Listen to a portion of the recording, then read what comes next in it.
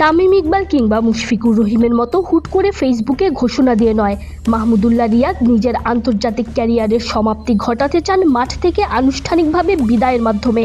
ক্যারিয়ারের শেষ পরিকল্পনা নিয়ে ইতোমধ্যেই বোর্ড পরিচালক নাজমুল আবেদিন ফাহিমের সঙ্গে কথা বলে ফেলেছেন। অপেক্ষায় আছেন বিসিবি সভাপতি ফারুক আহমেদের সঙ্গে আলোচনায় বসার। প্রশ্ন কেবল ঘরের মাঠ নাকি দেশের বাইরের সিরিজ খেলেই বিদায় নেবেন রিয়াদ। ওয়ানডেতে মুশফিকুর রহিমের অবসরের পর থেকে মাহমুদুল্লাহ রিয়াদের অবসর নিয়ে আলোচনা আরও জোরদার হয়েছে।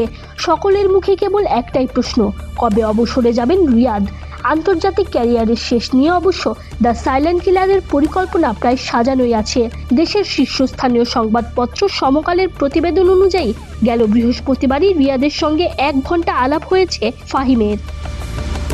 ইনজুরির কারণে ডিপিএলে মোহামেডানের হয়ে খেলতে না পারলেও মাঠেই থাকেন রিয়াদ। সমকালকে বিসিবির এক সূত্র জানিয়েছে, বৃহস্পতিবার মিরপুরে ম্যাচ চলাকালীন দুজনের আলোচনা হয়েছে।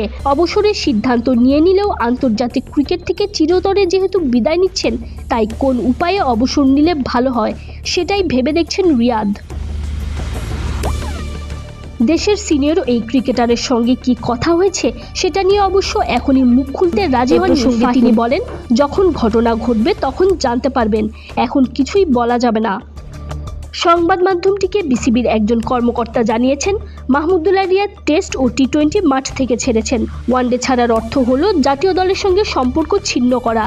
যেহেতু আন্তর্জাতিক ক্রিকেটকে বিদায় বলতে হবে, তাই ঘটা করেই বিদায় দিতে চায় বোর্ড। পাকিস্তানের বিপক্ষে শেষ ম্যাচ খেলা হতে পারে তার।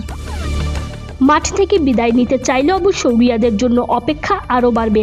আগামী মে মাসে পাকিস্তান কিংবা জুনে শ্রীলঙ্কা সফরে বিদায় নিতে চাইলে দেশের বাইরেই অবসরের আনুষ্ঠানিকতা সারতে হবে রিয়াদকে। ঘরের মাঠ থেকে বিদায় নিতে চাইলে অগাস্টে ভারত সিরিজ পর্যন্ত অপেক্ষা করতে হবে তার। তবে টিম ম্যানেজমেন্ট রিয়াদকে এত সময় দেবে কিনা সেটাও দেখার অপেক্ষা। জানা গেছে, অবসরের পরিকল্পনা নিয়ে বিসিবি সভাপতি ফারুক আহমেদের সঙ্গেও রিয়াদ বসবেন।